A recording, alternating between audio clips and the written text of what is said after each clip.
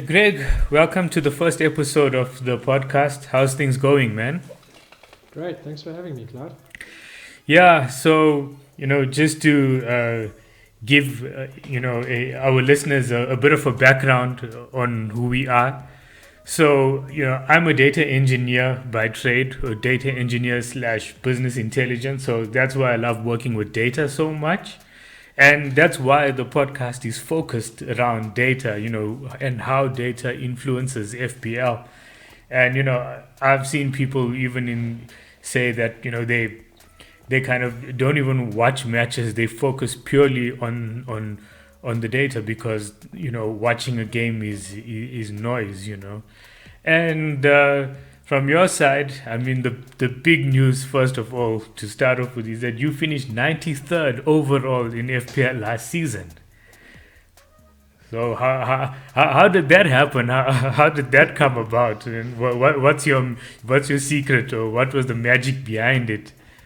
Yeah, I mean it was my best finish, obviously by a mile, and it was just a phenomenal season. It just every move I made seemed to go right, and yeah, interestingly enough, I don't think it was necessarily the start that I always imagined. You had to get off to an incredible start to finish the FPL season well.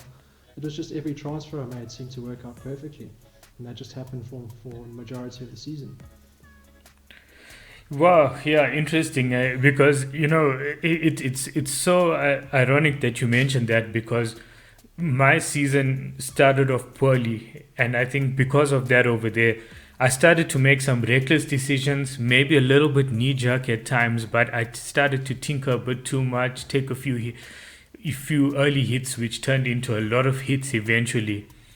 And instead of keeping a cool head at the time, I especially the first 10 weeks, the first 10 game weeks, I think I kind of lost my way over there because, okay, well, I suppose not 93rd, but I've been using data, or looking at the data more deeply over the last 2 seasons or so.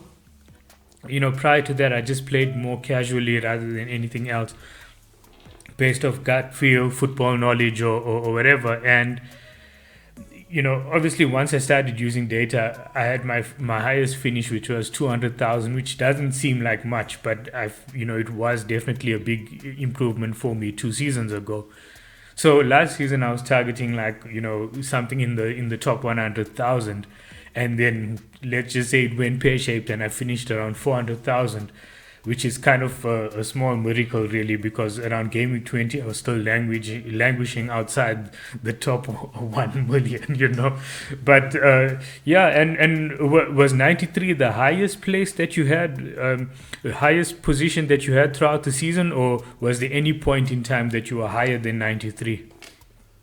I think I did make it into even the top 50 or around the top sort of 30s at one stage.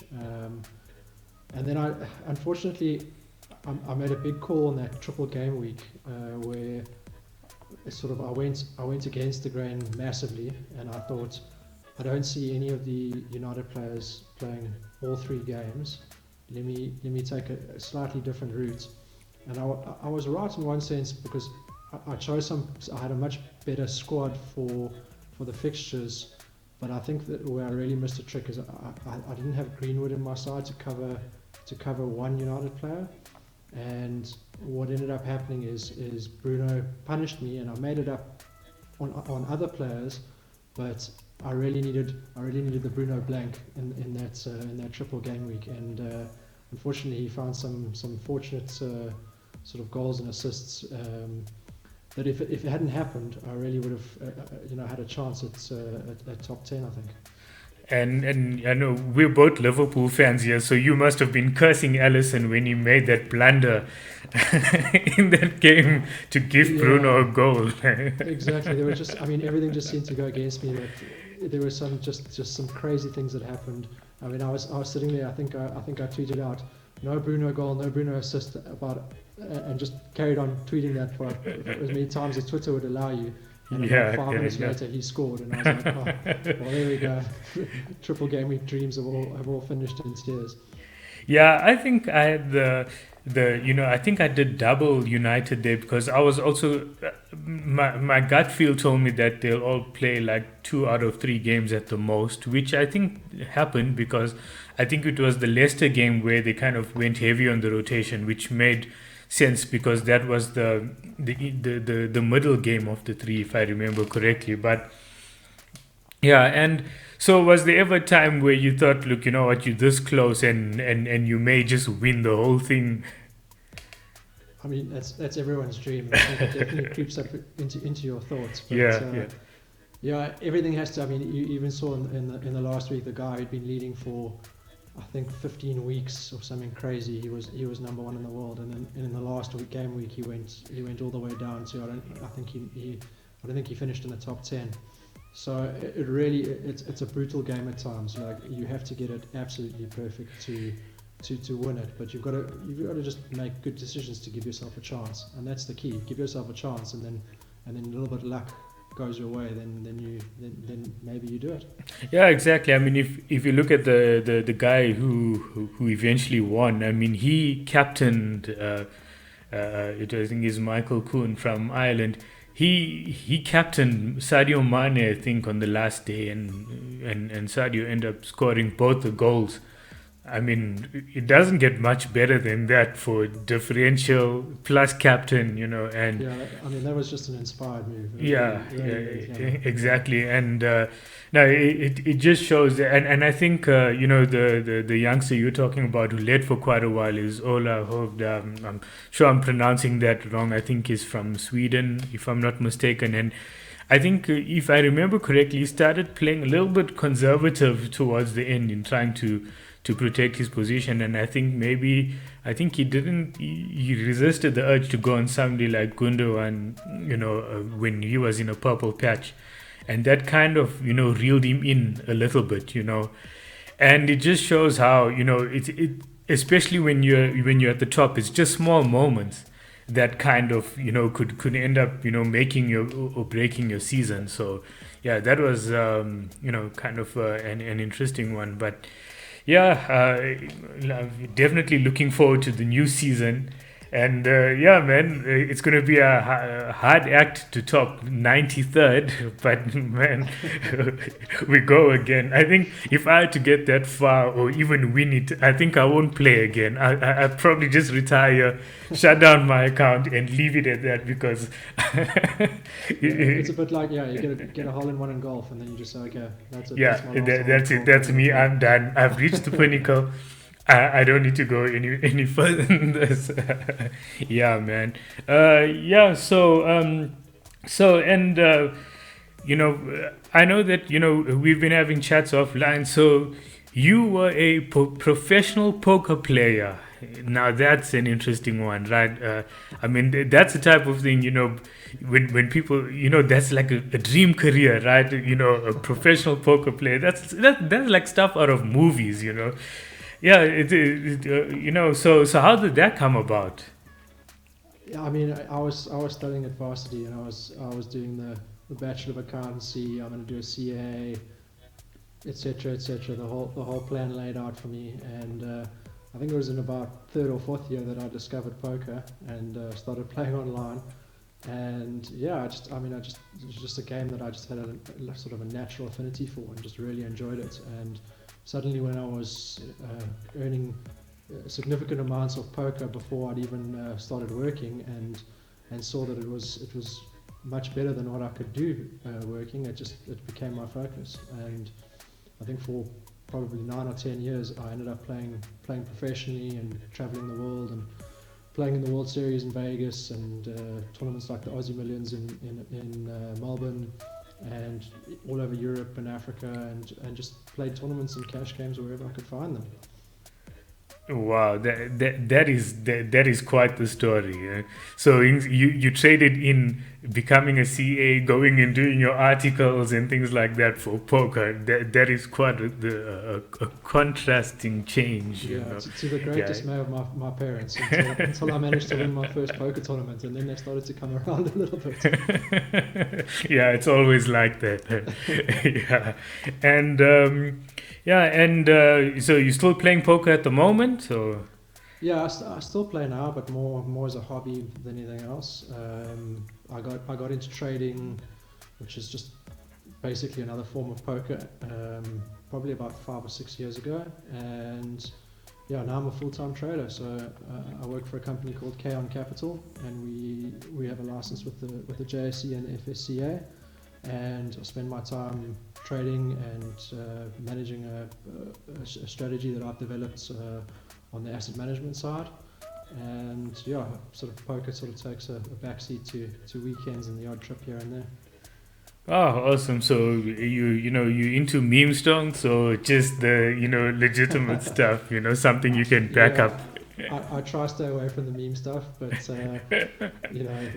carnage out there with Bitcoin and meme stocks, and the Yeah. market's just gone absolutely wild. And pretty much since COVID hit, it's really been a roller coaster.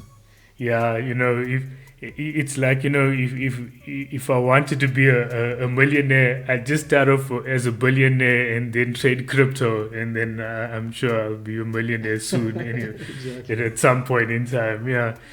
That's awesome, man. So yeah, let's getting on to this season's FPL. So the whole point of this episode will be geared around building a kick-ass game week one team. I suppose from next week onwards we'll be doing a review of the previous game week, and then we'll preview the upcoming game week and so on. But obviously now we don't have any previous to work with. And so yeah, the one thing that that always seems to, I suppose, create buzz, but also to a certain extent maybe becomes a bit of a contentious issue is the pricing of players. Is there any pricing that surprised you specifically this season? I think the pricing was relatively good. I think they could have gone a little bit cheaper with Mane, just to make your Salah Mane decision a little bit tougher. Because I think with Mane at 12 million, it's just a no-brainer that you have to go for Salah. He's a guy who's just, he crushed it last season, and he's on penalties. And we all know with VAR, it's always better to have a penalty taker in your Yeah, team yeah. than not.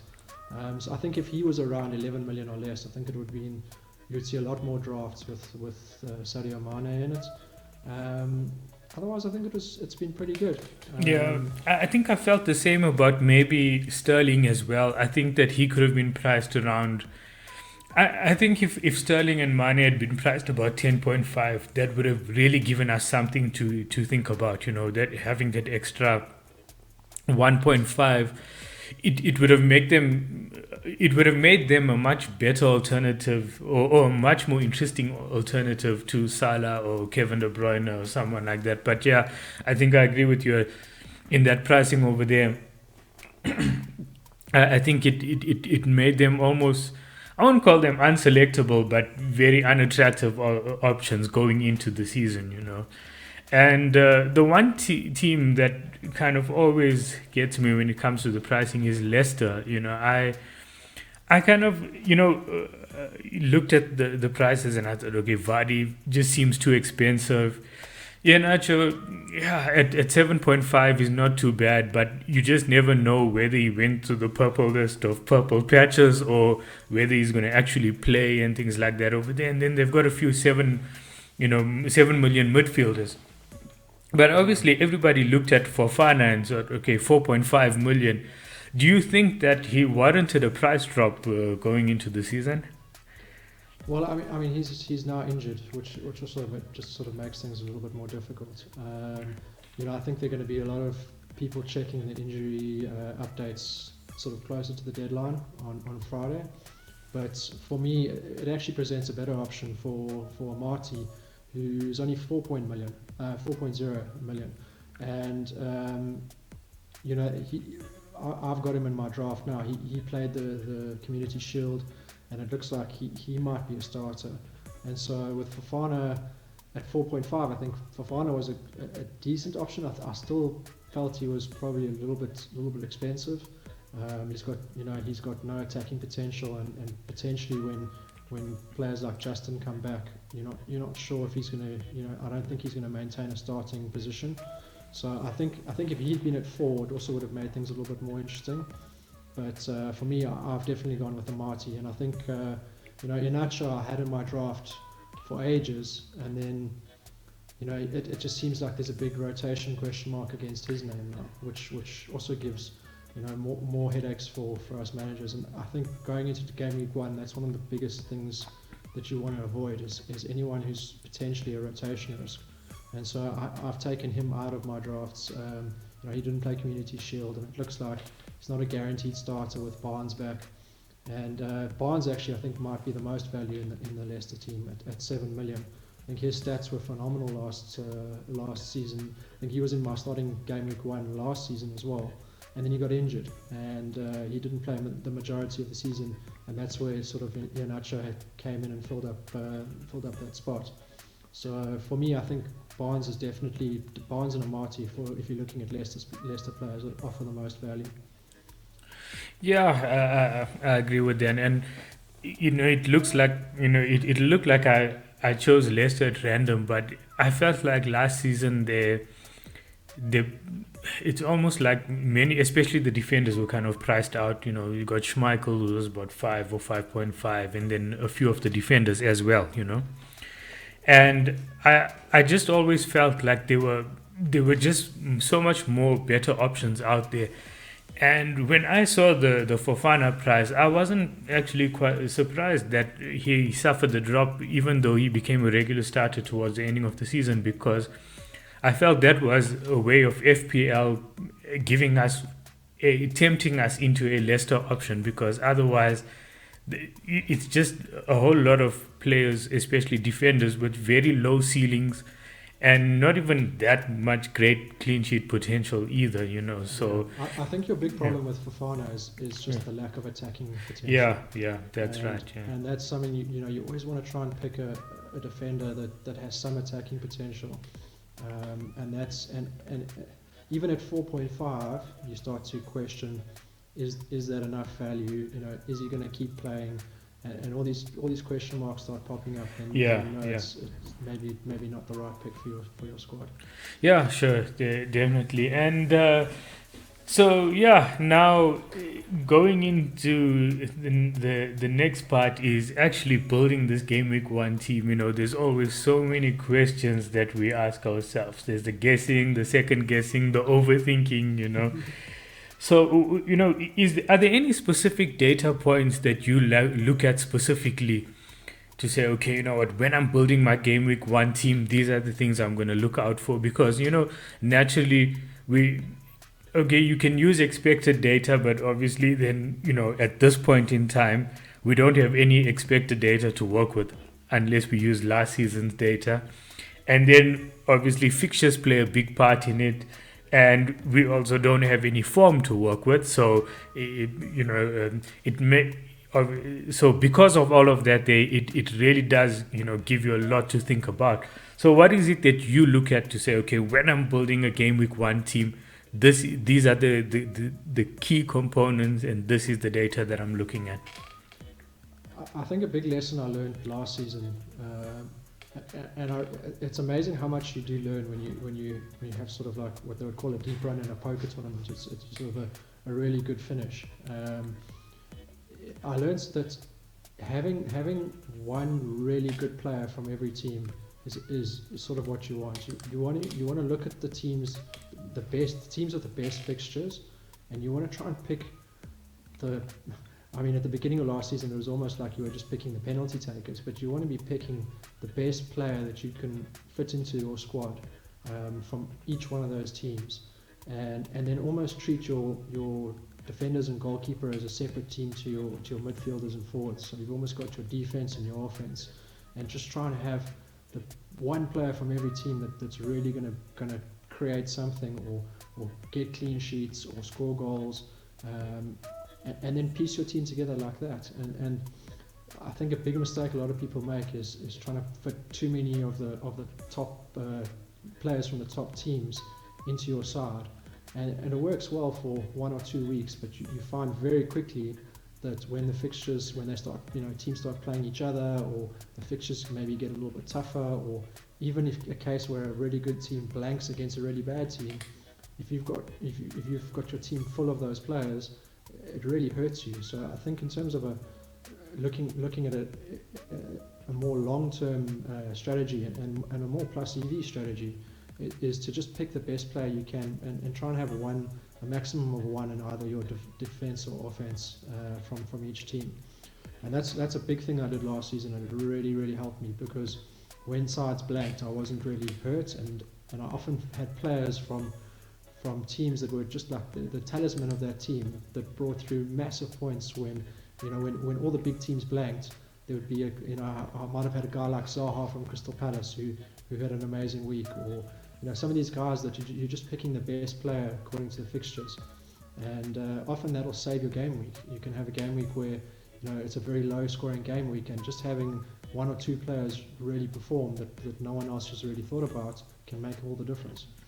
So are you saying that you essentially target the talisman of specific teams when you're choosing like the attacking player from that? So you mentioned like Azar and so on. So unless you're trying to go differential, maybe with like a Greenwood or someone like that, if you're not going to opt for someone like Bruno? Yeah, exactly. I mean, what you try and do is, I've built a fixture rating for attack and defense, so that I can look at the fixtures and say, rate the teams, and then literally what I do is I sit and I say, okay, with the attacking fixtures, if I look at my ratings, Liverpool's for the first 6 game weeks is the best attacking team, okay, and that's just an easy decision. I want Salah on my team, so Salah is locked in. Then I look at the next one, City are second on the list. Who can I pick from City? And that becomes a bit tougher, because now you've got to think of rotation, Pep Roulette. I've got to try and find someone who potentially can be a nailed-on starter, and Mahrez maybe is the guy to look for there, but I think other than him, it's very difficult. So maybe then you skip to the third on the list, and you just keep going down the list, and you keep finding, and you sort of make a note of all the guys that you'd like to have in your squad. And then obviously with the budget constraints, you can't have all the best ones. You can't have everyone. And Bruno's an interesting one this season, because his stats are phenomenal, and if budgets if there were no budget constraints, Bruno would be second pick in my team, probably behind Mo Salah.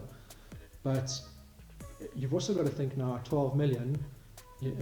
When players are that expensive, you have to be captaining them to really make sure that they're reaching their full potential. And I've had a look at the fixtures, and I went from never, Bruno was in every single one of my drafts, probably since the game opened until last week. And now I'm sort of starting to think, like, is he a guy that I can afford? Because it affects your squad depth so much, having him and Salah and Alexander-Arnold, and you've got all these expensive players that you want in. If I'm not captaining Bruno in the first 6 weeks, maybe my squad will perform better without him, and so I start building drafts without Bruno, and I've seen a lot of there's been a lot of talk on Twitter with these Bruno drafts, and I think it's a really interesting one this season, because I think you are going to see a lot of people go without Bruno to start, and then you've got to make sure that your squad has phenomenal depth to be able to cover that, because I learned my lesson last season. Bruno can hurt you, but at the same time, there was a period of probably 9 game weeks last season where I didn't have him, and it just happened to be the perfect time to get rid of him from my squad, and and because of that, I think that really propelled me into the top 100. So it's a tough one. You can do really well having a balanced squad without him, but if he shoots the lights out in the first 6 weeks, you're going to look like a complete fool for not having him in your squad. So it all comes down to balance.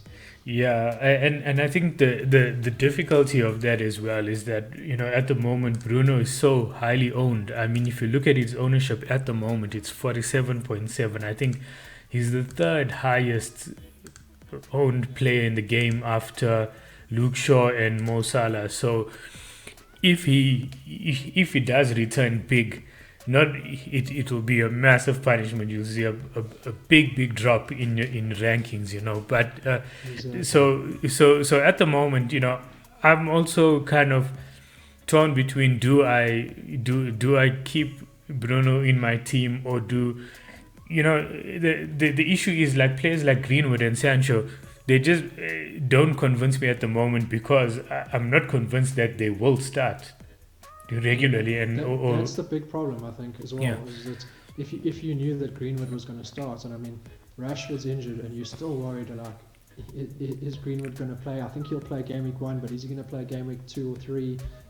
And you don't want those. You don't want to be using up your transfers on replacing Greenwood because he's not starting, or and then Greenwood just to, let's say, Jordan Sancho, you've got to find 2 million somewhere. So Yeah, if that's you right. Yeah. or go back to Bruno, now you've got a huge headache. So it's very difficult.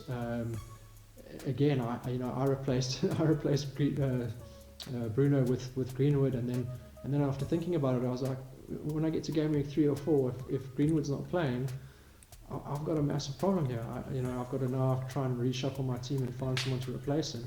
So it's very difficult. I think if you don't go Bruno, I think it's very difficult to find another United player that you can put in his place, and then you've got a huge gaping hole that is Manchester United with excellent fixtures to start the first 6 game weeks.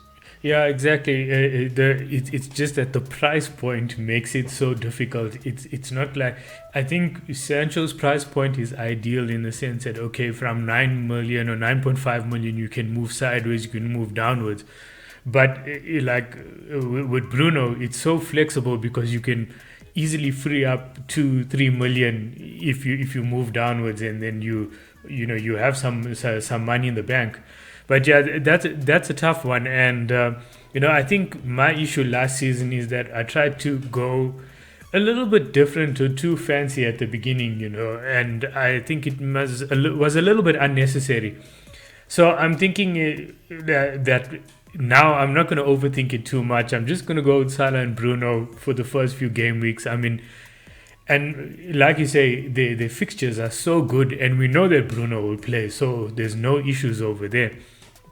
And I'll just review it after that over there. But I think at this moment in time, I've toyed with the idea of going with Mahrez and Son as options instead as well, to replace Bruno. But I think every draft comes back, where it just doesn't sit right. Like you're saying, I don't want to have to be fixing my team 2 or 3 game weeks in. I've kind of looked at the first 6 or 7 game weeks, and I said, okay, you know what, I'm going to build a team for those game weeks over there, because that was my other issue last season. It's like I kind of booked in too many transfers early on, and that became a massive problem for me, because I think I was too fixated on the idea of wanting to get City and United players in early on, and they were blanking in game week 1 as well. And I just kind of, because of that, and these predetermined ideas, yeah, it just made such a mess of my team. So right now, I haven't even looked. Like, I know a lot of people are saying, okay, let's do Villa players in from game weeks 1, 2, and 3, and then switch them out in game week 4. Even though I have seen things like that over there, I'm trying not to think about it too much, because if need be, like, I wouldn't mind holding on to a Villa player for like another week, maybe, if need be, if I need to do something else in my squad, So yeah, I'm trying not to. Yeah, I think that's the biggest trap that FPL players fall into is planning transfers from game week 1. I can make this transfer for game week 2. I can make this transfer for game week 3, and really the biggest tip I can give anyone out there is, don't plan any transfers. Try and fit a team for as long as you can without any transfers, because there's going to be so much that happens. We've got 2 international breaks in the first 7 weeks. We've got players are going to get injured. They're going to be transfers. Guy like Lukaku can be coming into Chelsea. you want to start gearing up to put him in your team, Yeah, possibly. yeah. There's just a world of things that can happen in those first game weeks. I mean, and look at Robertson's just got injured now as well. Exactly. So, yeah, at least in this case, unfortunate for Robertson, but fortunately for FPL managers, we're able to react to it before the season starts. For those people who were planning on having Robertson, or see a lot of drafts where they're doubling up on Robertson and Alexander Arnold, which I'm not a fan of doing so early in the season as well. But the one thing that you mentioned that was interesting for me is that you've built your own fixture ticker, which I think is awesome, because based on the official FPL one, the Manchester City and Liverpool's fixtures against Chelsea, Manchester City, and West Ham have the same ratings of 4, which makes no sense to me. So tell me what's different about your fixture ticker? What is the data driving it to in order for you to determine what? Obviously, from what you've said, you split it up between attacking and defensive fixtures, and I know the likes of Fantasy Football Hub and Fantasy Football Scout have done similar. So, and obviously, I don't know what data drives their models, but in yours, what is it that you're looking at specifically? Yeah, so I think that's the big thing is you look at the FPL one, and it doesn't split attack and defense, so it's not particularly useful when it comes to picking your squad and planning your fixtures. So I had a look at how do I build a model that's going to work and that's going to adapt as well during the season. And I started off using the expected goals and expected goals conceded and doing the model like that. But the problem you have is that squads change quite rapidly. Different managers. That can influence whether a team concedes goals or scores goals.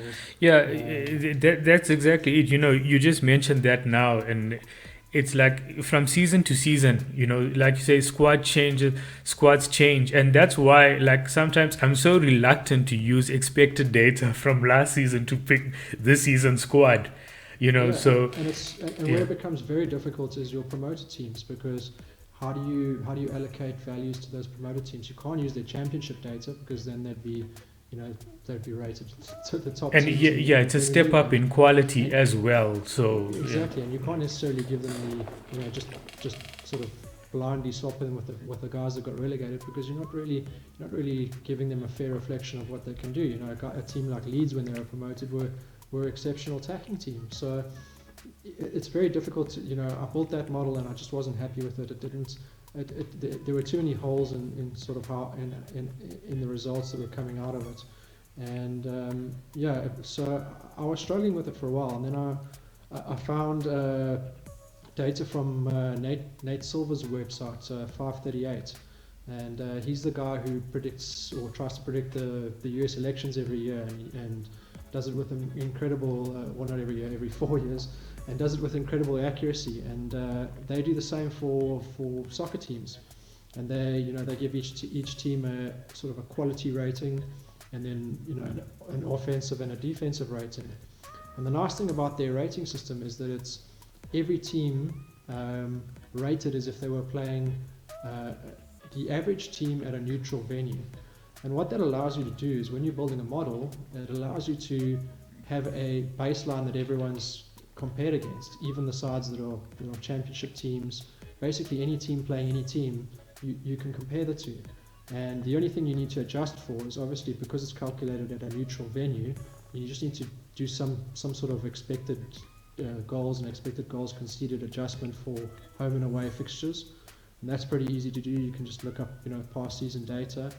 But it gives you a nice sort of solid platform to rate teams against each other, and what teams are going to score and what teams are going to concede.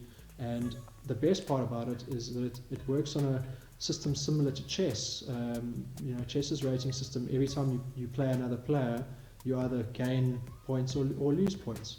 And then obviously the easier the game was for the higher rated player or team, the less points they gain, and the tougher the fixture was, the more points you gain. So if you take that rating system and it's something that will adapt early on in the season, and every single game that's played, that rating system adapts. So if one of these promoted teams, or even one of the teams that's in the Premier League, suddenly show a massive improvement or a massive decline, that's going to immediately start reflecting in the ratings. And so it's dynamic. It's not something that's going to just be on last season's data, and then how much weighting do you give to last season's data, and how much weighting do you give to the previous season before that. It's something that's going to rapidly update you and give you the correct information. Oh, that's amazing. I put that all together, and the nice thing is once you also include the quality differential between teams. If you've got Man City playing against Brentford, there's a huge quality differential in those ratings, and you can use that aspect as well, just to give an additional boost to the fixture ratings, and then start targeting fixtures where you can really see where the big teams are playing the weaker teams, and so on, and really happy with the results that I got from it. That's a statistical modeling masterclass you've just given us over there. That's awesome. I mean, so much of data going into it, and like you said, also, you've answered my question in terms of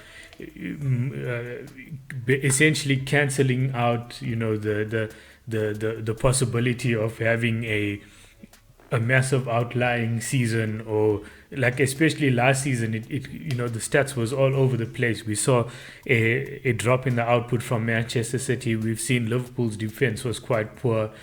Well, obviously we understand the underlying factors behind it, but when you're looking at data, you don't always see those things, and when you're looking at statistics. So it's nice to see that it's a model that's also, like you say, dynamic, and going forward it'll just adjust as you go along. So wow, that's amazing. So just briefly, like in terms of attacking fixtures, what is the top 5 teams at the moment? Based on your fixture predictions. So when it comes to the first 6 game weeks, Liverpool and Man City are by far number 1 and 2. You've got Man United currently in 3rd. Interestingly enough, Chelsea in 4th. So even with their sort of relatively quite difficult tough fixtures, I think largely due to the Crystal Palace at home in the first fixture, and they've also got Aston Villa at home in game week 4. So those are both rated as very good fixtures. And they've got Arsenal, Liverpool away, which are rated as poor fixtures, and Spurs and City at home is rated an average fixture when it comes to the entire league. So they're rated in 4, which I found quite surprising, because their fixtures definitely from game week 7 are almost you almost must have Chelsea players from game week 7. I've seen there's a massive fixture swing. I mean, I've seen a lot of noises, especially if you look at social media as well, of people planning their wild card around game week 7. So after game week 7, so that's quite interesting as well. There's an international break, I think, after there as well. So that's right. At the fixture swing, and then I've got West Ham in at 5th and Arsenal at 6th. So I think those are your big attacking teams for the first 6 game weeks. Some interesting ones were Leeds were all the way down in 9th, Leicester were only in 10th, and Everton 11th. So you have to start being a little bit careful about when to bring in sort of the cheaper midfielders and forwards from those teams, I think, as well. It's funny you mentioned that, because initially when the first draft started going out, people were really keen on Everton players. I saw Calvert-Lewin in a lot of drafts. Luka Dean was another one in a lot of drafts. And but if you look at it at face value as well, you think, okay, I can't remember their fixtures now, but even I initially thought, wow, those are actually quite decent fixtures to maybe even possibly double up on Everton assets. So when you're talking about them being all the way down, essentially middling, that's quite an interesting one. I never thought about that one. Because I looked at Everton initially, and their fixtures looked amazing, and this is where I think. Looking at the statistics can help you versus sort of a blind, like you're just the normal eye test of, oh, those fixtures look really good. Yeah, Because I think Everton's fixtures, attacking wise, I thought looked great, and I thought defensively also looked amazing. But my model shows Everton down at 9th defensively. So when you start to look at a player like Digne, who screams, everyone's sort of screaming, got to have, is a must-have. When they're 9th on the ratings for clean sheets and only 11th for attacking, it starts to become, you start to question that and maybe say, okay, there might be better options in other places. Yeah, and Everton's record, especially in defensively last season, wasn't that great either. They only kept 8 or 9 clean sheets all season, if I'm not mistaken, and they were also prone to conceding from set pieces, if I remember, especially from corners. Yeah, And exactly. When you're playing the lower teams, that's where they tend to score, is the set pieces as well. So yeah, I think that was an interesting one for me. That's definitely kept me away from Everton players to start off with, and I think their fixtures, they don't really get better as it goes on. And the other one for me would definitely avoid was Leicester defence. Everyone is jumping on the the Leeds defence. Everyone seems to be jumping on the Leeds defence bandwagon, and they're down in 16th for me. I think their fixtures do dramatically improve though from the Leeds side, but for the first 6 game weeks, I would be very, very worried about having a Leeds defender in my team, and even with some sort of rotation pairing. I think I'd way prefer having an Arsenal defender, for instance, because from game week 4, their fixtures, I think from game week 4 they actually go up to second in defensive ranking. Yeah, exactly. I'm also considering Arsenal as well, because when I look at it, they've got Brentford first up, and then they've got Chelsea and City, and I think you can always get around those 2 fixtures if you've got a good rotation option. But if you look at it from game week 4 onwards, it's Norwich, Burnley, Spurs. Okay, that's not such a great one. But then it's Brighton, Crystal Palace, and then Villa in game week 9. So if you look at that run as well, it's actually quite a good run for defensive options for Arsenal. And just to touch on Everton quickly, you mentioned something interesting about when you're playing weaker teams and those teams tend to score a lot from set pieces. I'm looking at their fixtures. Southampton is first up. They have some set piece special threat in Vestergaard, and then you're looking at game week 3. Brighton have Dunk. With 4, game week 4 it's Burnley with Ben Mee and Tarkowski. Villa, you could have somebody like Mings and so on. So actually those first 4 or 5 game weeks, actually, in terms of set piece threat, there's actually quite a bit that they could possibly concede from as well. And a new manager, so they could be playing new formation. They could not necessarily be that settled, and I think there's been a lot of unrest in the Everton camp recently. So I think for me it's just an avoid to start off with. Yeah, we were talking about it offline as well about with Rafa Benitez there as manager now. I wonder what that was something that actually put me off rather than the fixtures or stats or anything else. If you have a toxic nature, in a toxic atmosphere in the stadium or whatever, that could really affect the team as well. And that was something, one of the reasons why I was keen to avoid Everton, from the beginning. So from a perspective of defensive fixtures, who's up your list over there? So defensively, we've also got Liverpool at the top. I think their fixtures to start off with just are phenomenal.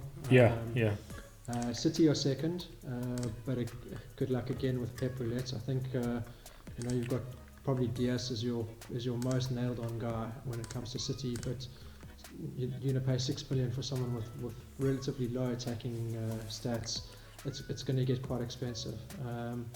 United are in third, and I think Luke Shaw just picks himself. I think that's you've got Trent for Liverpool, Shaw for United, and that's 2 spots that are just easily locked up in your team. In fourth place is Brighton. And I think Brighton do have a good start, and I think defensively, from game week 2 onwards especially, they're extremely strong from a defensive fixture perspective. Interesting that you mentioned Brighton over there because, sorry to interrupt you, man, but it's an interesting one because a lot of people are, it looks like Sanchez is part of the template now, right? And rightfully so. I mean, at 4.5, I think he was quite well priced, and he definitely does offer a great option.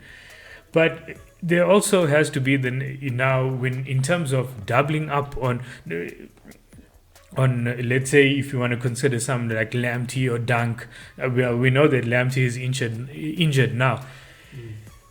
Do you still go with the possibility of, now I know like you said your style of play is to try and not double up in defense or an attack on a specific team, but I've seen a lot of drafts go with Sanchez in goal and Lamptey as a 4.5 million rotation option.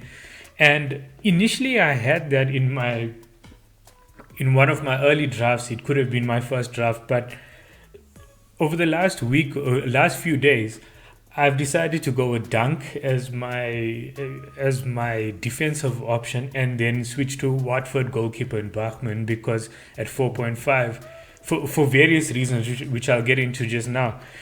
But Dunk specifically because he offers a set piece threat and he has a little bit of a higher ceiling, and he tends to be a bonus points magnet compared to, especially if Brighton keep a clean sheet, it seems that Dunk is always in the bonus points. So what do you make of the double up specifically on Brighton defenders?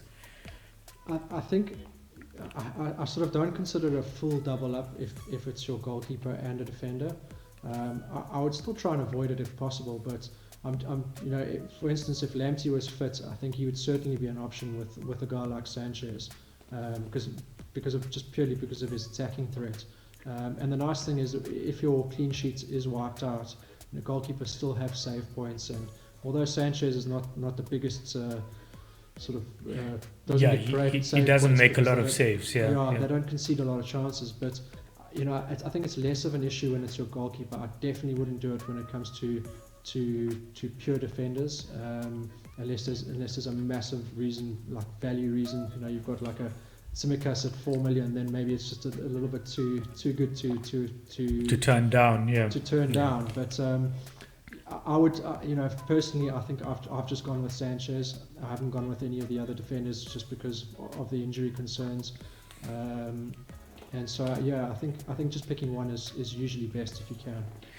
Yeah, and I'll tell you why as well. Part of my thinking was exactly around that. Where I said, okay, I like Dunk as a defensive option from Brighton, but then I'm not keen on doubling up on him and Sanchez because of the low ceiling. And then I thought, okay, and maybe it's a case of overthinking it, but I decided to go with Daniel Bachmann from Watford. For the very same reason, and like you say, okay, maybe it's not comparing apples with apples here because now we're taking players out of the Championship and putting them in the Premier League, but they did have the best record in the Championship last season, and they do have they were great, yeah. Yes, he's my number two goalkeeper choice. I think Watford, interestingly enough, and this is where I think the difference between a pure XG model and the model I've built comes in. Watford are actually ranked 11th for the first 6 game weeks defensively. So bringing in Bachmann at 4.5, I think is by far the best second choice keeper in terms of value. So I think it's a good decision. Yeah. And I'll tell you why I liked him is because I'm looking at the fixtures, right? They've got Villa who have a lot of attacking threat. And there's a potential for save points over there. Then next up they play Brighton, maybe not so much. But then after that Spurs, game week 3. But game weeks 4, 5 and 6 you have Wolves, Norwich, Newcastle. Yeah. Again, we know. So that's maybe more potential for clean sheets and less potential for saves. But I just looked at it and I thought, wow, it just seems, especially with players like that, you think, okay, if they do keep a clean sheet, it's very likely that he gets bonus points and possibly from save points as well. So I decided to kind of minimize my risk over there by going to for Bachman, and actually my reserve goalkeeper is Foster. So if they do rotate by any chance, I'm covered You're in basically terms of covered, yeah. having a backup. But then Exactly. and then that covers me for Dunk, because I really wanted a Brighton defender in my team as well. So yeah, that's an interesting one. I think I've been, initially I thought, wow, maybe this is just classic overthinking. But the more I looked at it, the more I talked myself into it. So interesting that you say that they're around 11th over there, which I must say, looking at the fixtures at face value, yeah, it makes sense. It's just, yes, you do have Villa and Spurs in there, and maybe Leeds in game week 7, but the rest of it, I can definitely see maybe possible nils in there as well. So yeah, they're definitely worth. And I suppose with the rest of the Watford defenders, we really don't know enough about them. But goalkeeper is one of the safest places to choose a nailed-on player. So yeah, I decided to go with the Watford keepers as well. So yeah, man, some interesting stuff that you've brought up there so far.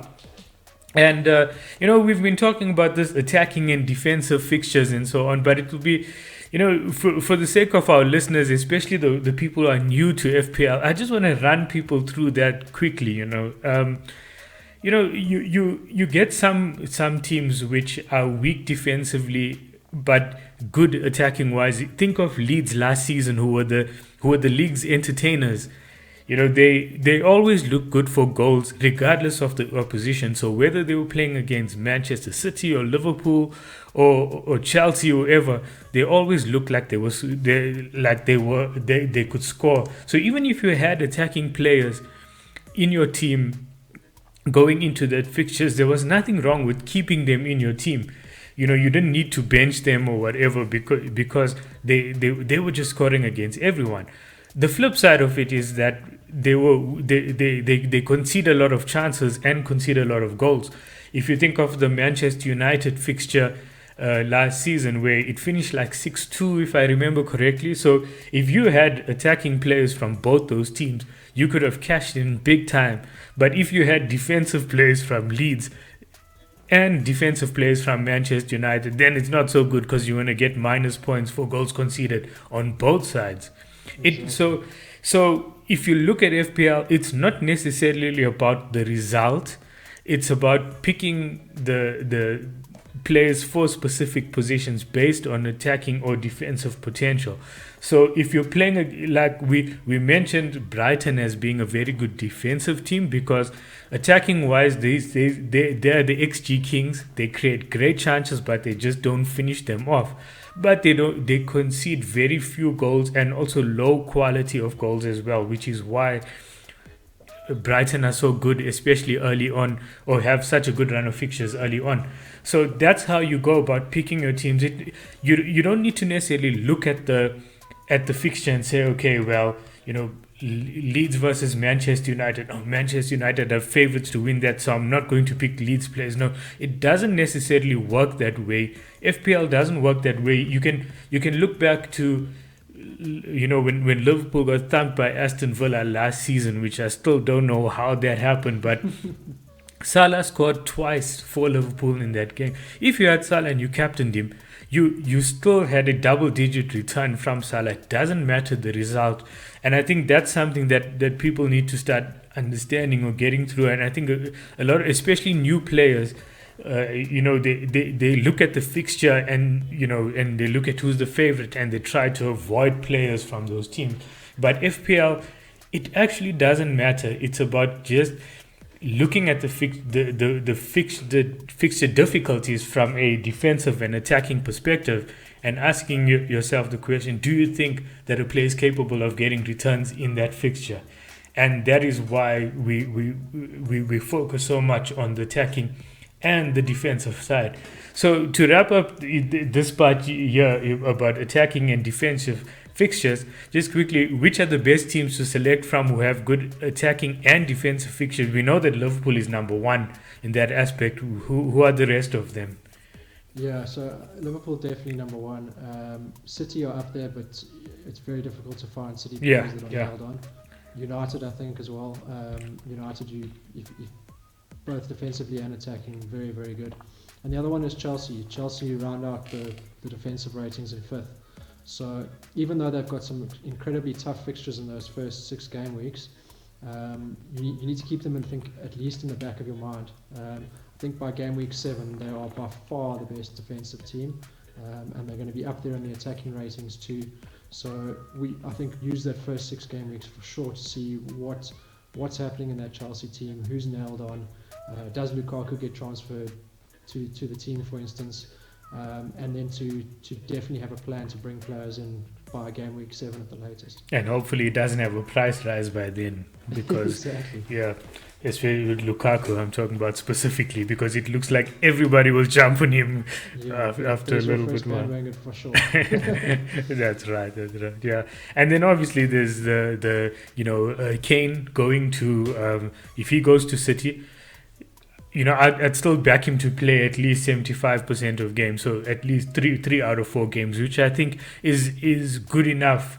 When you talk about Pep Roulette, I think there are those players like Mahrez and Foden and so on, where you just don't know, especially Sterling. But I think there's like Kevin De Bruyne and Kane and so on, where you feel like for the most part they will play the majority of games. So I'm not too worried about those specifically. I think if Kane goes to City, I think he'll be pretty nailed on.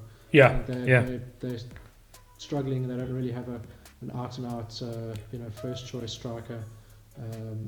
Pep's sort of been playing Torres and Jesus some of the times, but it's difficult. I think if Kane goes there, I think you do have a nailed on starter, but you've got another player of 12.5 that you've got to fit into your squad somehow, which makes it very difficult. You've got to. I mean, I think if that happens, sort of once the game is underway, I think there might be a few wild cards used to restructure teams, but we're just gonna have to wait and see at this stage. It looks like it's still very much up in the air. Well, I'll just try and pack my team up with as many 4 million defenders as possible, so I can have Salah, Fernandes, and Kane in my team somehow. But yeah, yeah, and. I suppose so much could. I mean, just a week ago, it felt like the decisions were so much more easier. It's like everybody was going to go with 2 premiums essentially, either Salah or Bruno, Salah or Kane, and now all of a sudden with Lukaku getting thrown in, it's just now added another dimension with the game, which I think is actually quite exciting. It could maybe allow people to break away from the template and be a little bit more adventurous in the gameplay as well. And so I'm actually looking forward to that. And also the other players that I'm keeping a lookout for is the likes of Tammy Abraham, if he moves to Arsenal possibly, or at 6.5 million, he could be a great option as well. A great budget option, considering that Ivan Toney is at 6.5 million as well. Yeah, so if he's at Arsenal and he's a regular starter, I think that'll be a no-brainer. Yeah, exactly. I think he could easily be 7 or 7.5 million if because his price will rise so quickly. And so we've spoken about a lot of XGs and XAs or whatever. Just a quick one. So if you are building, like, obviously you can never look at a specific statistic in isolation. You've got to consider a few other factors as well. Okay, so if you're building let's call it an index, right? If you're building an index of a few different statistics, what would make your perfect KPI, your perfect index? So a combination of maybe XG, shots on target, percentage of shots on target, or whatever it is. So I like to look at the expected goals for sure as the number one thing. But I think something really to keep in mind is that the top players in the world all outperform their expected goals, and you've got to think of expected goals almost as a metric for the average player, and factor in the guy like Son. When you talk about other leagues, Messi, these guys will consistently outperform that. And so when you look at those stats, go through the expected goal involvement stats first. Identify those guys that are up there. The guys that are underperforming the expected stats, you don't really want them in your team. Those are the guys that are getting great chances and aren't finishing them. And when guys are doing that, you're not going to get those. They're not going to be converted into FPL points. And then on the flip side, look at the guys that are outperforming the expected stats. Those are the guys that are slotting away every single chance and possibly comes into sort of a form rating as well. The guys that are on form, Lingard last season was outperforming his expected stats massively. Yeah, He was just on fire. He's one that springs to mind, and then it was Iheanacho as well that springs to mind. Now, what I wanted to ask you about this, and it raises an interesting question for me. How do you determine, okay, let's say you pick a sample of 3-4 games, and then you see that a player like Lingard or Iheanacho is massively outperforming their XG. What gives you that? How do you differentiate between a person who's just going through the most purple of purple patches versus deciding, okay, this is the guy, I need to get him in right now? It's always the toughest thing, I think, when it comes to FPL. But I think step number one, which should filter out a lot of the noise, is start with the teams before you look at the players. And once, like I said before, once you've identified which teams you want players from, then you can start to filter the players. And if we look at a guy like Lingard and Greenwood as well last season, when he was firing on all cylinders, you can identify that West Ham and Manchester United are great teams to have players from. And then once you know that, then it's easier to say, okay, well, let's now look at Lingard and look at Greenwood, and they're outperforming their XG. I think the second thing is, are they nailed on? And if they're nailed on for the period that you want them in your team, then choose the guys that are outperforming, because these guys that are on fire, it's as a statistician, you probably want to go the route of reversion to the mean, and like if they're outperforming, these guys are everything has to revert back to the mean, and that means they're going to underperform the game weeks to come, and etc. when you look at stats. But the truth is, when these guys are in form and they're finishing and they're confident and things are going their way, that's when you want them in your team. So Lingard was a great example last season. If you didn't jump on the Lingard bandwagon, I think you were just left in Lingard dust, and definitely losing massive points. So I think it does become difficult when these random players have one or two very good weeks and everyone's sort of jumping on them. Just go through the steps. Is it a good team? Is the player nailed on? Is he nailed on for the next, at least for a period that I want him in my side? Because a guy can perform really well while someone's injured, but when that player comes back and then they're no longer playing, that's going to be a huge hole in your team. And then once you've got through those first two steps, then you can say, cool, that's a guy that I really think that's a bandwagon that I want to jump on. That's an interesting one, because I think I was late to the Iheanacho party last season as well, and you spoke about reversion to the mean. Average players can be mean, so and when you look at that, and obviously there's that second guessing, and then you start looking at a possible fixture swing or whatever, and all of these things start to cloud your judgment, and you think, no, but I've never seen this player playing this well before, so what makes me think that they're going to continue with this run of form? So it's always an interesting one, and but I suppose you make a good point over there that you have to look at the team as well, because I mean, we had the Pookie bandwagon like 2 seasons ago, and people are still thinking about that, and a lot of people are putting Timu Pukki in their team just because of that, and when I look at it, I've just never been convinced from the beginning. Whereas for some reason, I watched Ivan Toney a little bit, in the championship playoffs or whatever towards the ending of last season, And I was so impressed that without even looking much at the data, I figured just as a talisman at 6.5, it's a low risk option. And he was like literally nailed in my team mentally even before the game started, you know. Yeah. So I'm not saying it'll be a good pick. I'm saying that, you know, if you want to call it your seventh attacker, you know, in your team, you know, generally it's one of those low, you know, those type of options, and I decided that it will be him essentially, you know. But um, it, it's sometimes one of those where you just you sometimes you have to just put aside also what you see in the statistics and just go with your gut feel, I suppose. Yeah, I mean exactly Yeah. that. I think it's so like these bandwagons are very difficult because you can like I think when Leicester won the Premier League, Mahrez was the amazing bandwagon pick that's you know that some guys had luckily had put in their I got him in game week in one game teams. week 2. Yeah, I don't know and why, but I put him in, and the rest, you know, of the season was just so amazing. You I mean know, that's yeah, just such an outlier season. yeah, But like you yeah, said, yeah. like the team Leicester, it was never a terrible side. They were a good side, and you could almost immediately get this feeling that there was something special about the team. And yeah, again, it came down to price. It came down to nailed on player. Came down to he looked quality player.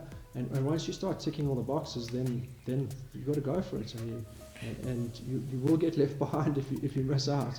But I would say avoid.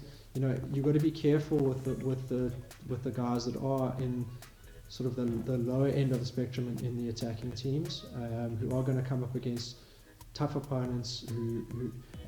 But I still think the biggest aspect of all of it is the player nailed on, because the majority of the bandwagons that I've fallen for that sort of cost me points in the past have been the guys that have come in, performed amazingly while someone else is injured, and you sort of expect you're not sure when the other player's coming back, and 2 to 3 game weeks they're back, and then you just left with this guy on your bench who's not going to score you any points, and you've got to use another transfer to get rid of.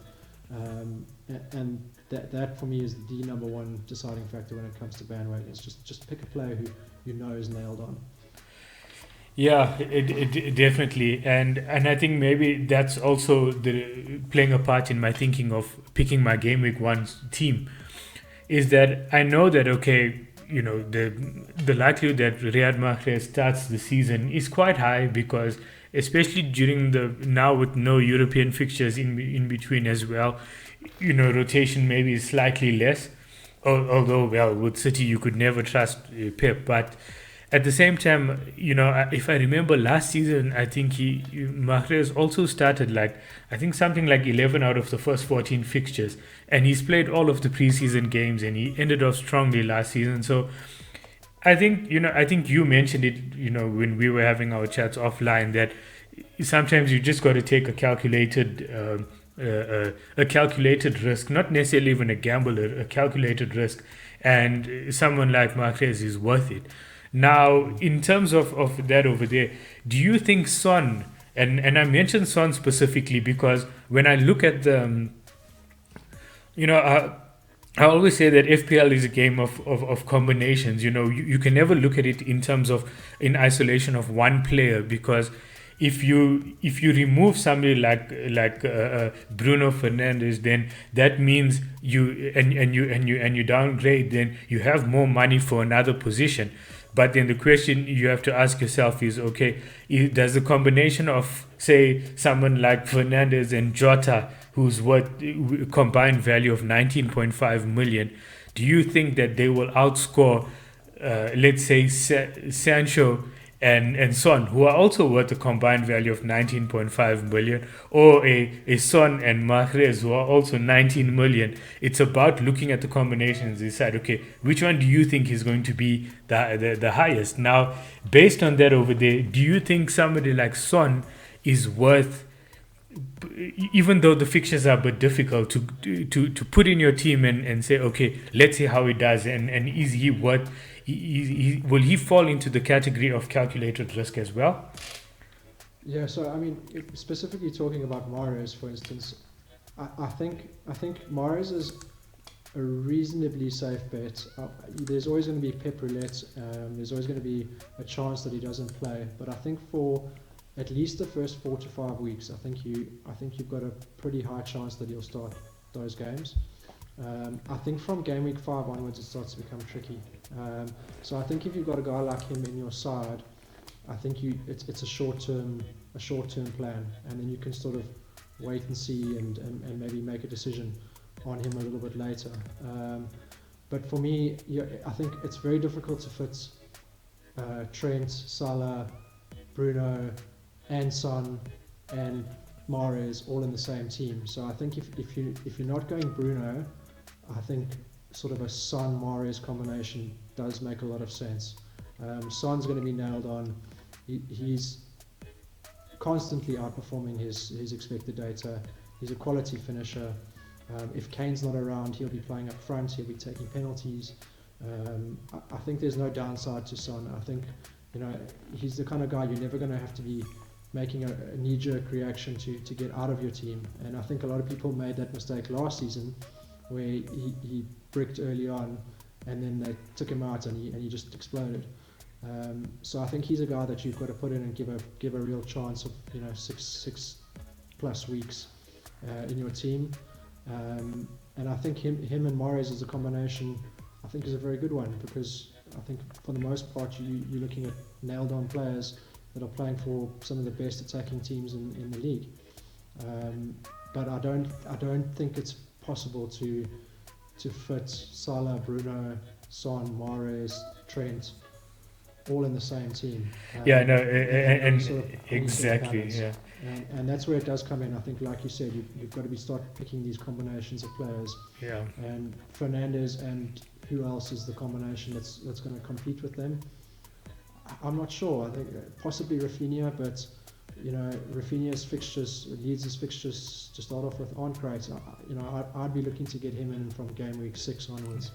Yeah, I've got Rafinha in my draft at the moment, and and I've probably had him since the game opened for the season, and the reason being is his underlying numbers are so good that I felt like, at 6.5 million, he seems to be the type of player who, fixtures don't bother him. He can bang at any time. And I figured, okay, there's Manchester United at the beginning, okay, not so great. Everton, I actually think that's a decent fixture for him. Then there's Burnley, we don't know what to make of them, because it depends which version of them pitch up. And then Liverpool in game week 4. But I'm actually looking and thinking, okay, for 2 of those 4 fixtures, Everton and Burnley, I'm actually not too concerned about riding through with somebody like Rafinha, especially since he's so cheap. Yeah, I think United is definitely their poor fixture in that run. I think Everton, Burnley, Liverpool, Newcastle are all average fixtures attacking wise, and West Ham at home is probably a good attacking fixture. And I think something that I have to tell myself every season is that there's an element of sort of fixture proof when it comes to attackers. Really quality attackers are fixture proof, and worry less about the fixtures and more about the quality of the player is often a good sort of mantra to have when it comes to attackers. And I think Rafinha's, I think he's a good option. I think he's a quality player. Personally, I've tried to balance my team a little bit differently, and because of that, Rafinha is not in my team early on, just because I think there are some other guys that I've looked to put in. Yeah. One of them probably being, I think Rafinha could honestly replace Mahrez, sort of around the period that I think Mahrez reaches his expiry date when it comes to pep roulette. So for me, I'm going to take more of a calculated risk on Mahrez and actually have Rafinha probably to replace him later on. That's an interesting one. Yeah, because like I said again, I see Rafinha in a lot of drafts purely because he's so cheap, and he's almost acting like as an enabler of some sorts. When because of his price point. Yeah. But like I said, I've had him since game week 1 merely because of the fact that going in with the two premium midfielders plus Alexander Arnold kind of tied up so much of my budget, and because there's so many good forwards, around the 7.58 million bracket, that's kind of also kind of maybe pushed me into focusing on that end of the field rather than or at the on the midfield itself. I think if you've got Salah and Bruno, I think Rafinha is almost a must. I don't think that there are many squads that can be sort of balanced squads that can be put together. Yeah, that's right. Yeah. If you've got Salah, Bruno, you're going to need Rafinha and Tony as guys to give your squad some sort of depth. Personally, like I said, I've gone the Mahrez route, and I'm looking to go Mahrez to Rafinha, so that I've got those free funds to possibly bring Lukaku in. It's given me sort of a route to those extra funds I might need for a player down the line, which could be Lukaku, it could be someone else who maybe shines, one of the other premiums.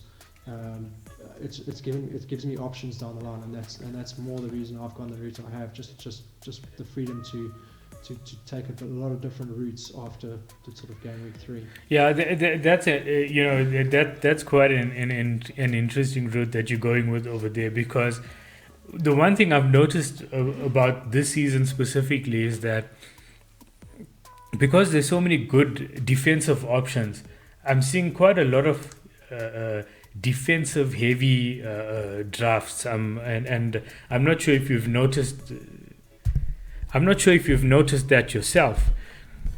And when I look at those teams specifically, I don't even see anything wrong with them, because there are actually some, especially like if you look at this Trent Alexander-Arnold, there's Robertson, Shaw, and like we spoke about Luka Dean earlier as well.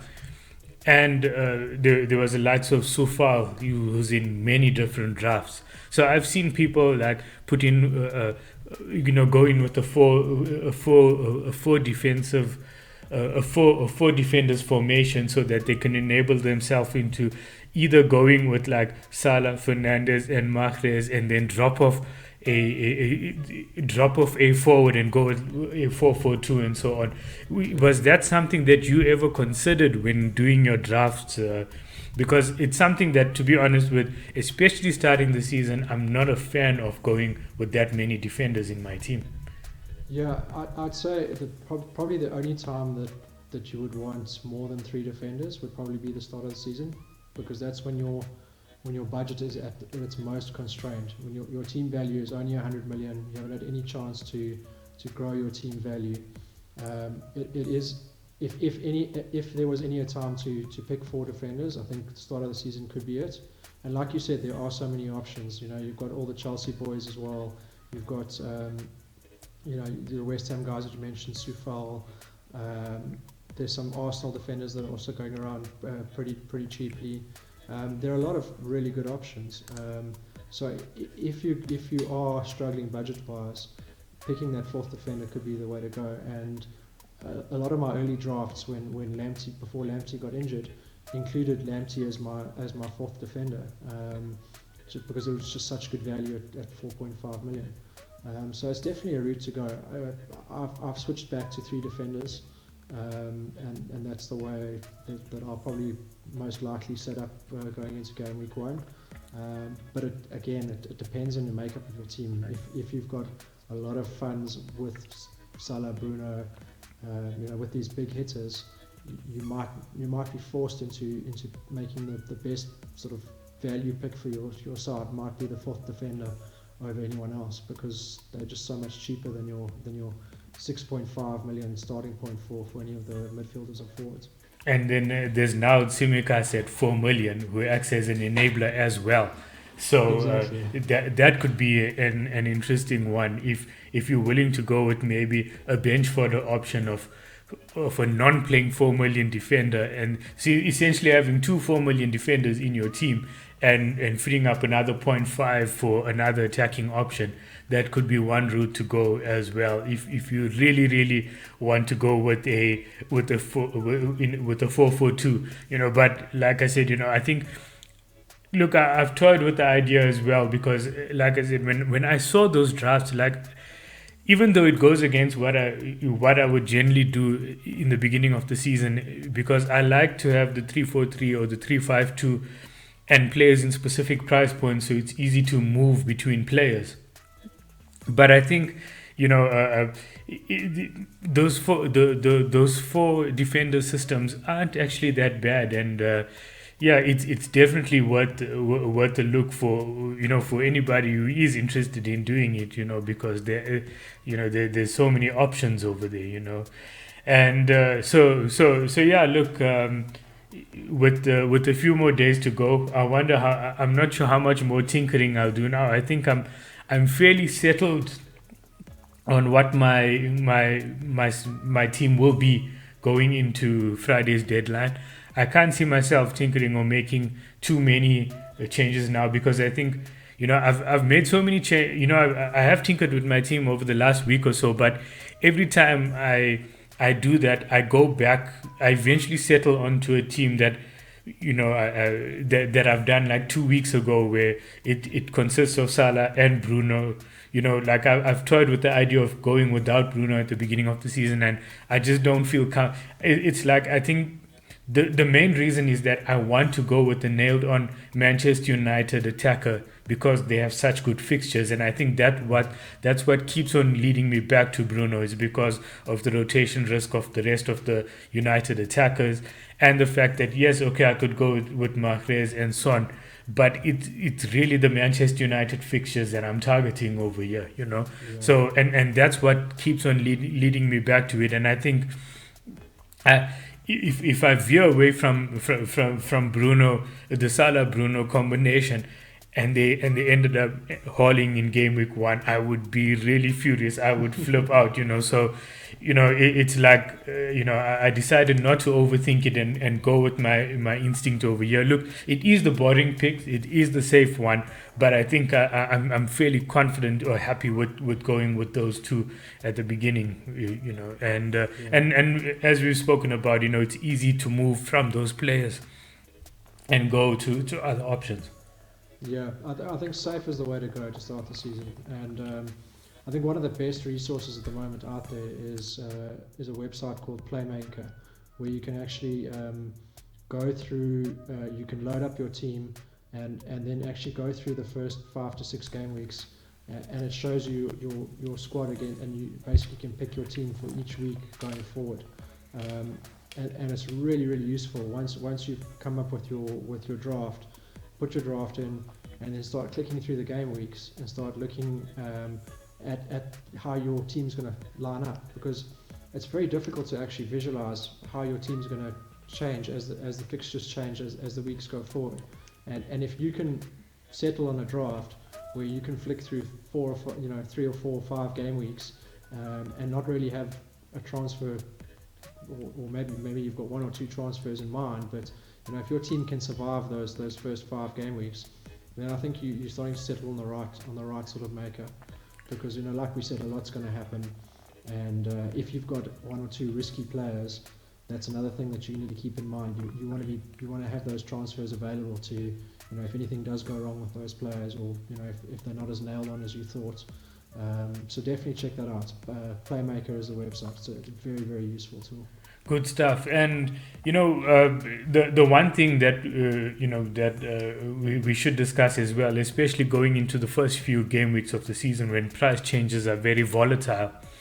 We were discussing it a little bit as well. We say, sometimes, especially at the beginning of the season, to ensure that you don't get priced out of specific players or whatever, is to take to just move out a player if he's about to suffer a price drop and so on. So is it a case where you're saying, okay, you can see that a player, when do you decide that people are just knee jerking and and that even if you have a player in your team who's going to take a drop soon, decide to ride through and keep him instead. Is there any situations where you decide, okay, you know what, I'm just going to hold on to this player for now, even if it means sacrificing a point one? I think if the player is a premium player, I wouldn't even worry about it. A guy like Salah, if Salah's going down in value, I'm not going to stress. But the one thing to keep in mind is that the game, I think 5 or 6 years ago, was a lot more sensitive to price rises, and because of that, early on, your team could gain a lot of value, which was very useful later on in the FPL season. Whereas the price rises are a lot more muted now. So I think there's more focus, for me anyway, on avoiding the fringe players dropping in price. If I think you want to protect your team value as much as you can, and if there is a fringe player that you're not too set on that's going to drop in price, I would say try and get him out before that drop.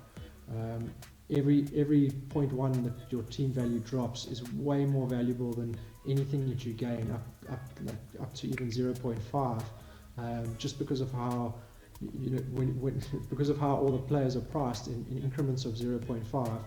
If you lose 0.1, you're actually effectively losing 0.5. Yeah, so exactly. I would say early on in the season, do as much as you can to protect your team value, but I wouldn't be chasing team value. I don't think that's a game that ends well for you. Yeah, fair enough.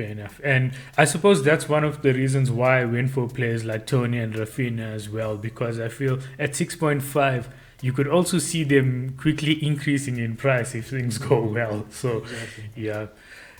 Man, I think that was quite the comprehensive guide to building Game Week 1 team over here. This was some really, really great info, and that's what this podcast is going to be about. It's about delving into the data side of things. We could do team reveals or whatever it is, but really that doesn't really matter. It's FPL is a numbers game, and that's what we want to bring to everyone.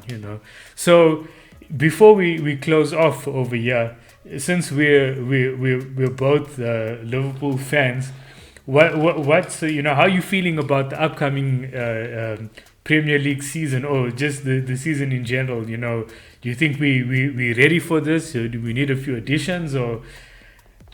Yeah, I think. I mean, to be honest, I think Liverpool is in pretty good shape. I think the key is going to be to see how quickly Virgil can get back to full fitness and back at his best, because he's the stalwart of our entire team. And if he comes back relatively early on the season, comes back fully fit and really starts performing and just is that rock for the whole Liverpool team, then I think it's going to be a big it's going to be a very close battle, I think, between City, Chelsea, and Liverpool.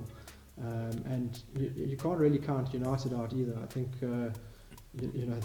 they've had a phenomenal season last season, and Solskjaer has done an amazing job there, which I was incredibly surprised by, and he definitely seems to be the right guy for them. So I think it's going to be a closely fought season. I think Liverpool's fate will really depend on how good their defence is. And with our squad, it always comes down to squad depth. I think we do struggle in that department. So I think hopefully injuries don't play a part. If we've got our fully fit starting 11 every week, I think we can definitely give City a run for their money. But the logical side of me says that I think City should close out the season. I think City, I think Liverpool and Chelsea and United will possibly be battling for the rest of the Champions League places. Yeah, I think I agree with all of that over there. Like when, obviously, I see crying supporters every day, asking for new signings because they see the business that City and United and Chelsea are doing. But when I look at the team, actually, I see the makings of, very, very good Liverpool team. They've got most bases covered. Yeah, I think, look, especially when you're relying on players coming back from long-term injuries, it's never, you don't want to be relying on a small squad then, but I look at it and I think, You've got players like Nat Phillips now, who's who's looking, who's become a good option. He's got more experience that will, the back end of last season would have really given him quite a boost. And then you've got, Kostas Tsimikas now, who's going to be most likely play, and he's got a full preseason behind him. Oxlade Chamberlain, Naby Keita. So there's a lot of signs to be optimistic about, especially when you look at somebody like Harvey Elliott. I still would like another forward and another midfielder maybe in there.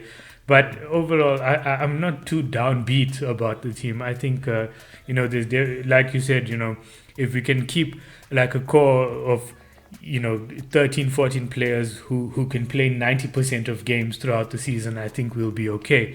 But it's just, my worry is around the January, February period where we've tend to suffer in the past as well, where we've stumbled a little bit.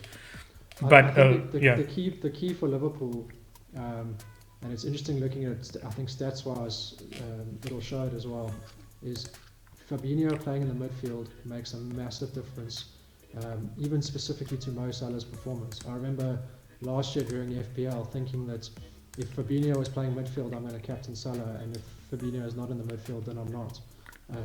That's how big his midfield role is for Liverpool. So yeah, definitely. I think if he has a full season in the midfield and isn't forced to fill in at the back, then that'll definitely make a huge difference to where we finish.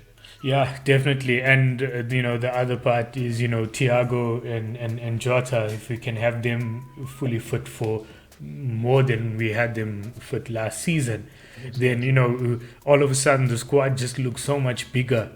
And with having other players settle in as well, I definitely think that there's reasons to really look forward to the season. So yeah, let's see how things go. And I can't wait. This is like my favorite week of the year. It's like it's. I feel like a kid on Christmas. It's the week leading up to Christmas. We can watch soccer on the weekend again. Yeah, definitely. No, man, awesome. Thanks, Greg. Thanks for bringing your insights to the show. And yeah, that's a wrap for the first episode of the podcast. Cheers, man.